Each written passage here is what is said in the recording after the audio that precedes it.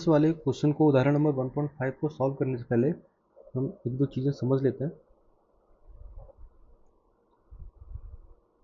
Equilateral triangle के बारे में, एक समबाहु त्रिभुज के बारे में।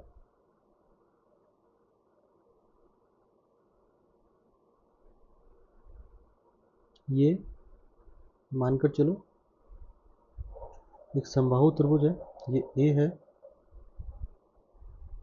ये बी है, ये सी है, ये डी है ना। अब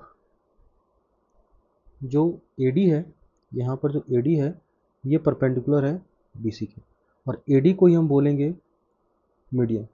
मीडियन क्या होता है? एक ऐसी लाइन जो कि अपोजिट साइड को इक्वल पार्ट्स में डिवाइड कर दे, ठीक है। तो जो AD है वो कैसा है? परपेंडिकुलर टू BC है। क्यों? क्योंकि एक अगर हम समबाहु त्रिभुज की बात करें, अगर हम समबाहु त्रिभुज की बात करें या इक्विलेटरल ट्रायंगल की बात करें, इक्विलेटरल ट्रायंगल, चाहे हम समबाहु त्रिभुज की बात करें या इक्विलेटरल ट्रायंगल की बात करें, इसमें जो एल्टीट्यूड होता है, जो अभिलंब होता है और जो मीडियन होता है, ये दोनों कैसे होते हैं? सेम होता है। इसीलिए जो AD है वो मीडियन की तरह, माध्यिका की तरह भी काम करेगा और अभिलंब या एल्टीट्यूड की तरह भी काम करेगा, ठीक। इसी तरीके से एक B वर्टेक्स से, B शीर्ष से हम AC साइड पर भी एक अभिलंब डाल सकते हैं या माध्यिका डाल सकते हैं, या सेम हम C वाले शीर्ष से AB साइड पर हम एक माध्यिका डाल सकते हैं। ये सारे के सारे कैसे होंगे? 90 डिग्री पर होंगे, ठीक है। अब देखो, अगर हम ट्रायंगल लेते हैं इन ट्रायंगल ACD, ठीक, क्योंकि ये इक्विलेटरल ट्रायंगल है, तो जो ये वाला जो एंगल होगा, ये एंगल होगा 60 डिग्री। तो अगर ट्रायंगल ACD की बात करें तो ट्रायंगल ACD में जो साइन 60 होगा वो क्या होता है? Perpendicular upon hypotenuse. तो इसमें जो परपेंडिकुलर होगा वो क्या होगा? AD, और हाइपोटेन्यूज होगा AC। तो अगर मैं AD निकालना चाहूँ तो AC इक्वल टू AC क्या हो जाएगा? AD equal to AC sine 60। Sine 60 होता है √3/2। तो AD को हम बोल सकते हैं √3/2 इंटू AC। मानकर चलिए जो समबाहु त्रिभुज है, इसकी जो भुजा की लंबाई है, जो इसकी साइड की लेंथ है, वो A है। तो AD का जो मान हो जाएगा वो कितना हो जाएगा? √3a/2। ये हमारा हो जाएगा AD का मान। अब माध्यिका की एक प्रॉपर्टी होती है, गुण होता है क्या, कि जहाँ पर ये तीनों माध्यिकाएं मिलती हैं उस पॉइंट को हम सेंट्रॉइड बोलते हैं, और ये पॉइंट यहाँ पर कौन सा है? O। तो माध्यिका की क्या गुण है कि जो AO है और जो OD है, इसका जो अनुपात होता है ये 2:1 होता है। AO अनुपात OD कितना होता है? 2:1। ये कहाँ से आया? प्रॉपर्टी ऑफ मीडियन, ये माध्यिका का गुण है, ठीक। तो यहाँ से अगर मैं AO पूछूं कि AO कितना होगा, तो AO हमारा हो जाएगा 2/3 ऑफ AD, पूरी AD का 2/3, इक्वल टू 2/3। AD कितना है? √3a/2। 2 से 2 कैंसिल हो जाएगा, ये आ जाएगा a/√3, ठीक है। तो जो AO आएगा वो आ जाएगा हमारा a/√3। अब बाय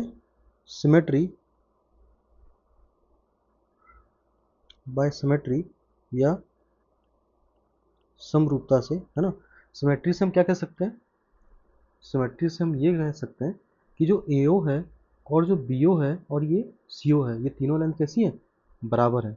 इसीलिए by symmetry AO equal to BO is equal to CO, ठीक है। तो और ये सभी की सभी लेंथ कितनी होगी? a/√3 के इक्वल होगी, ठीक है। चलो अब देखते हैं, अब क्वेश्चन को सॉल्व करते हैं। अभी ये सारी चीज़ें जो बताई हैं ये सभी की सभी समबाहु त्रिभुज के लिए बताई गई हैं, ठीक है। तो इतनी चीज़ें याद रखना। अब हम वापस से अपने क्वेश्चन पर आते हैं। देखो क्वेश्चन कह रहा है कि हमारे पास 3 आवेश हैं, Q1 Q2 Q3, और जो कि कहाँ पे रखे हुए हैं? जो आवेश कितना है? ये सारे Q1 Q2 Q3 सारे के सारे आवेश Q के बराबर हैं और ये एक समबाहु त्रिभुज के शीर्षों पर रखे हुए हैं। और समबाहु त्रिभुज की यहाँ की जो लंबाई है वो कितनी है, एल दे रखी है। त्रिभुज के केंद्रक पर चित्र 1.6 में दर्शाए अनुसार स्थित आवेश Q जो Q का सजातीय है पर कितना परिणामी बल लग रहा है, ये हमें निकालना है। तो इसका डायग्राम बनाते हैं।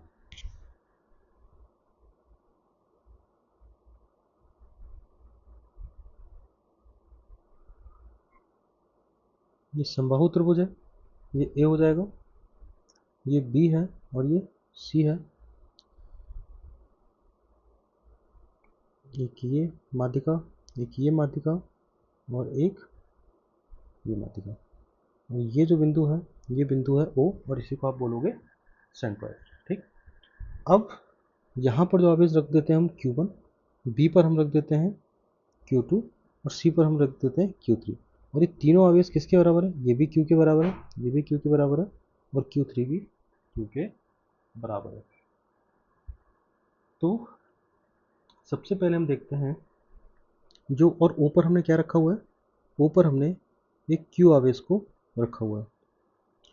तो ये के वजह से हमें क्या देखना है, हमें Q के ऊपर ये जो Q आवेश रखा हुआ है, ये जो Q आवेश रखा हुआ है, इस Q के ऊपर इन तीनों आवेशों की वजह से कितना बल लग रहा है ये हमें कैलकुलेट करना है।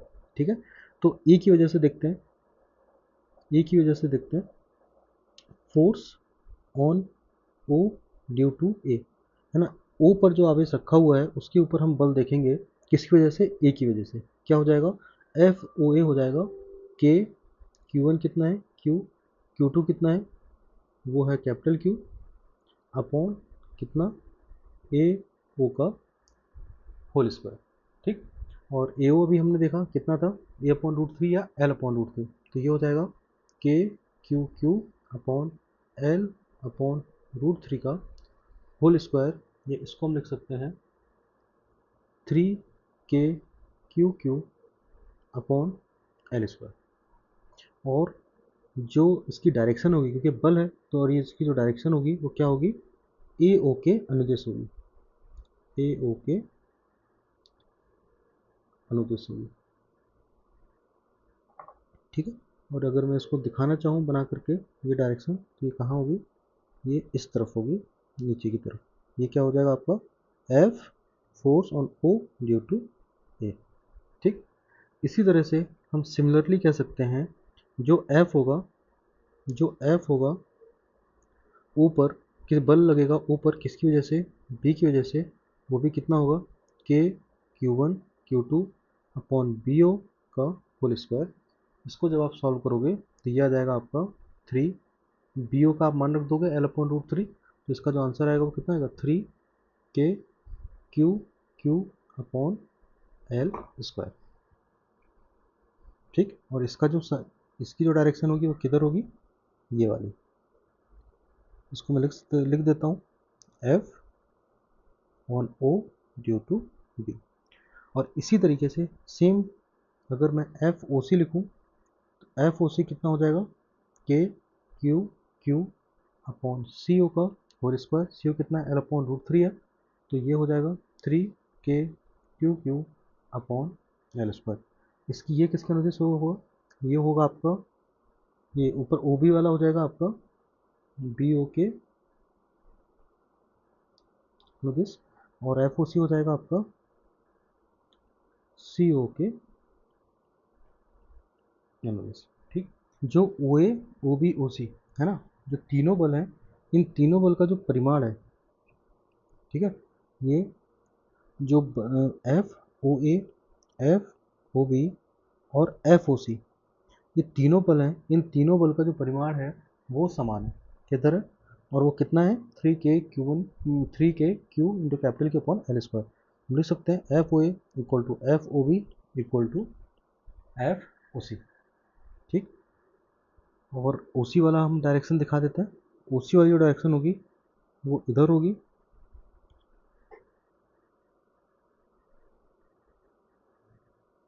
ये होगी एफ ओ सी की डायरेक्शन। और ये वाला जो एंगल होगा, ये एंगल कितना होगा, 120 डिग्री। ठीक, तो एफ ओ सी और एफ ओ बी का जो परिणामी सदिश होगा, अगर हम उसको देखें तो हम उसको एफ बी सी से दिखाते हैं। तो एफ बी सी कितना आएगा, it will be under root F O C का whole square plus F O B का whole square plus 2 F O B into cos 120। Cos 120 होता है हमारा माइनस हाफ, और इसको जब आप वैल्यू को सॉल्व करोगे तो इसका जो आंसर आ जाएगा वो आपका इन्हीं के बराबर हो जाएगा, एफ ओ ए के ही बराबर आपका जो आंसर है वो निकल के आएगा। तो जो एफ बी सी है वो किसके बराबर आ जाएगा, एफ ओ ए के बराबर आ जाएगा। ठीक, अब जो एफ ओ ए है और इसका कहाँ पर होगा, और एफ ओ ए की जो डायरेक्शन होगी वो क्या होगी, वो भी इन दोनों के बीच में होगी, ये होगी एफ बी सी की। और अब आप डायग्राम में देख ही सकते हो, जो एफ बी सी है और जो एफ ओ ए है ये एक दूसरे के विपरीत है, अपोजिट है। तो जो कैपिटल क्यू आवेश है इसके ऊपर अगर हम नेट आवेश, नेट बल की बात करें तो नेट बल कितना हो जाएगा, 0 हो जाएगा। तो जो हमसे क्वेश्चन में पूछा गया था कि त्रिभुज के केंद्रक पर, सेंट्रॉइड पर स्थित आवेश क्यू पर कितना परिणामी बल लग रहा है, तो कितना परिणामी बल लगेगा, 0 लगेगा।